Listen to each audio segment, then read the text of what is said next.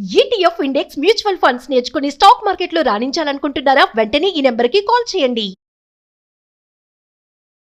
Hello views, welcome back to our channel. ఈరోజు మనతో ఉన్నారు స్టాక్ మార్కెట్ అనలిస్ట్ సుందరరామరెడ్డి గారు. సార్తో మాట్లాడదాం. నమస్కారం సార్. నమస్తే. సార్, మ్యూచువల్ ఫండ్స్లో ఎక్కువ శాతం ఇన్వెస్ట్మెంట్స్ అనేవి ఏ విధంగా వెళ్తూ ఉంటాయి, ఎందులోకి వెళ్తూ ఉంటాయి? అండ్ రీసెంట్గా థిమాటిక్ ఫండ్స్ అనేవి చూసుకున్నట్లయితే బాగా ఎక్కువ అవుతున్నాయని చెప్పేసి తెలుస్తూ ఉంది. దాని ఓరియంటెడ్గానే ఇన్వెస్ట్మెంట్ వస్తుంది అనేది అబ్జర్వ్ చేశారు. సో దీనిపై మీ అభిప్రాయం ఏంటి? బేసికల్గా థిమాటిక్ మ్యూచువల్ ఫండ్స్ ఎప్పుడు కూడా వెరీ షార్ట్ టర్మ్ బేసిస్ అండి. మీరు ఇన్ టైంలో కనుక ఎగ్జిట్ కాకపోతే ఎఫెక్ట్ చాలా వరస్ట్గా ఉంటుంది అనమాట. బట్ ఎక్కువ అమౌంట్ వచ్చేది కూడా అదే. ఫర్ ఎగ్జాంపుల్ లాస్ట్ 1 yearలో ఇండియన్ స్టాక్ మార్కెట్లో ఎక్కువ రిటర్న్స్ ఇచ్చిన మ్యూచువల్ ఫండ్స్ ఏంటి అంటే, అండ్ పిఎస్యు ఫండ్స్ ఒకటి, ఇన్ఫ్రాస్ట్రక్చర్ ఫండ్స్, ఈ రెండు కూడా ఆల్మోస్ట్ 80 to 90% ఇచ్చిన రిటర్న్స్. అంటే నిఫ్టీ ఏమో 22% ఇచ్చేస్తే ఇవేమో 18-19 వచ్చేసినాయి అనమాట. అలాగే రియల్ ఎస్టేట్ అంటే డైరెక్ట్గా లేదు, బట్ ఇండెక్స్ ఫండ్ ఫార్మేట్లో ఉంది, ఆల్మోస్ట్ 10% వచ్చింది అనమాట. సో ఇలా సింగిల్ థీమ్లో, సింగిల్ సెక్టర్ కానీ సింగిల్ థీమ్లో కానీ ఇన్వెస్ట్ చేస్తే న్యాచురల్గా చాలా ఎక్కువ రిటర్న్స్ వస్తాయి. అండ్ ఒకసారి థీమ్ కనుక అవుట్డేట్ అయిపోతే అంతే దారుణమైన ఎఫెక్ట్ ఉంటుంది అనమాట. అందుకని థీమాటిక్ మ్యూచువల్ ఫండ్స్ అందరికీ సూట్ అవ్వవు. ఎవరైతే కొంచెం నాలెడ్జ్ ఉండి ట్రాక్ చేస్తూ ఉంటారో వాళ్ళకే సూట్ అవుతాయి. ఇప్పుడు ప్రాబ్లం ఏంటి థీమాటిక్ మ్యూచువల్ ఫండ్స్ అంటే, టూ మచ్ మనీ ఆ ఇయర్లో చేంజ్ అవుతుంది అనమాట. అండ్ ఈ మంత్ జూన్లో 40,000 కోట్ల మనీ వచ్చిందండి మ్యూచువల్ ఫండ్స్లోకి. 40,000 ఇండియాలో ఫస్ట్ టైం 1 monthలోనే అంత అమౌంట్ అనమాట. 2018లో అది సంవత్సరం పట్టేది అంత అమౌంట్ అవడానికి మ్యూచువల్ ఫండ్స్కి 2018లో. ఇప్పుడు 24లో 1 monthకి 40,000 వచ్చింది. అండ్ ఎస్ఐపి రూపంలో 21,000 crores వచ్చింది ఎస్ఐపి రూపంలో. అండ్ బల్క్ అమౌంట్లో వచ్చింది మిగతా రెస్ట్ ఆఫ్ ది మనీ. మొత్తం మీద 40,000 కోట్లు మనీ మ్యూచువల్ ఫండ్స్లోకి వచ్చేసింది అనమాట జూన్ మంత్లో. ఇంత పెద్ద మనీ వచ్చింది. వరి ఏంటంటే అంత థీమాటిక్ వెళ్ళిపోతుంది ఎక్కువ మెజారిటీ మనీ. అంటే మీరు థీమాటిక్ కనుక ఫండ్స్ కనుక చూసుకుంటే జనవరిలో అనమాట 4,500 కోట్లు, ఫిబ్రవరిలో 11,000 కోట్లు వచ్చినాయి 1 monthలోనే. అంటే మార్చి మంత్లో 8,000 కోట్లు వచ్చినాయి, ఏప్రిల్లో 5,000 కోట్లు వచ్చినాయి, మే మంత్లో 19,000 crores వచ్చినాయి, అండ్ జూన్లో 22,000 కోట్లు వచ్చినాయి ఒక థీమాటిక్కే. ఎందుకంటే కొత్త థీమాటిక్ మ్యూచువల్ ఫండ్స్ లాంచ్ అవుతున్నాయి, అందుకని అమౌంట్ అని దానిగా వస్తుంది. థీమాటిక్ ఫండ్స్లో వస్తే ఏం జరుగుతుంది అంటే, డిఎస్పి వాళ్ళు టైగర్ మ్యూచువల్ ఫండ్స్ లాంచ్ చేశారు. అంటే అది ఇన్ఫ్రాస్ట్రక్చర్ అండ్ రిఫార్మ్స్ ఫండ్ అనమాట అది. అండ్ 2007లో అది one of the star performer. 2007 గుర్తున్న వాళ్ళకి. 2003 నుంచి 2008 వరకు ఇండియాలో ఇన్ఫ్రాస్ట్రక్చర్ బూమ్ నడిచింది అనమాట. ఆ టైంలో ఐవీఆర్ ఇన్ఫ్రా కావచ్చు, గాయత్రి ప్రాజెక్ట్స్ కావచ్చు, ఎన్సీసీ కావచ్చు, ఇన్ఫ్రాస్ట్రక్చర్ సంబంధించిన అన్ని ఇట్స్ రాకింగ్ అనమాట. ఆ టైంలో బీభత్సన పీక్ లెవెల్లో ఉంది పర్ఫార్మెన్స్. ఈ మ్యూచువల్ ఫండ్స్లో ప్రతిసారి ఏదైతే పీక్ పర్ఫార్మెన్స్లో ఉంటుందో దాదే లాంచ్ చేస్తుంటారు. అంటే దాంట్లో చాలా లేట్గా లాంచ్ చేస్తారు. ఏదైనా ఒక థీమ్ హాట్ కాబోతుంది అంటే ముందు పెట్టుకుంటే అర్థం ఉంది, కానీ హాట్ అయిన తర్వాత పెడితే ఓవర్ వాల్యుయేషన్కి వెళ్ళిపోతాయి కదా, అది అంత మంచిదేం కాదనమాట. అంటే 2007లో అయితే ఇది హైయెస్ట్ రిటర్న్స్ ఏది డిఎస్పి టైగర్ ఫండ్. ఆ 2008లో రిసెషన్ స్టార్ట్ అయింది. అప్పటి నుంచి డౌన్ఫాల్ అనేది చూడడం, తిరిగి ఆ రేట్ రావడానికి 2020 అంటే 2007లో ఉన్న ప్రైస్ తిరిగి రావడానికి 2020 పట్టింది. అంటే మొత్తం ఎన్ని సంవత్సరాలు పట్టిందో ఊహించుకోండి మీరు. 0 రిటర్న్స్ అన్ని సంవత్సరాల్లో.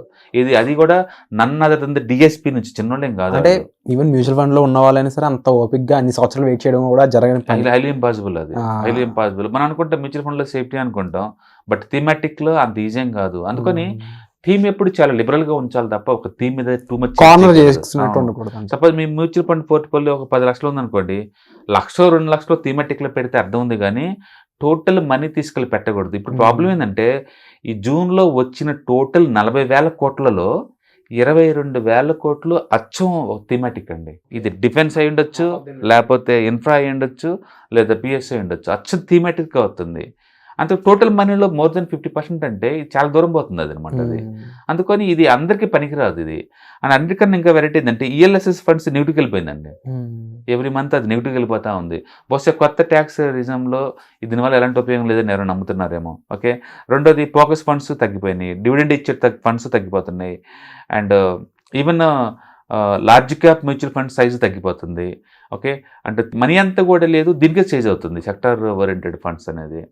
అది టూ మచ్ మంచిది కాదు. ఎవరైనా సెక్టార్ గురించి ఆలోచించేప్పుడు సెక్టార్ మ్యూచువల్ ఫండ్స్ గురించి ఒకసారి డిఎస్పి టైగర్ ఫండ్ గురించి గూగుల్లో సెర్చ్ చేయండి.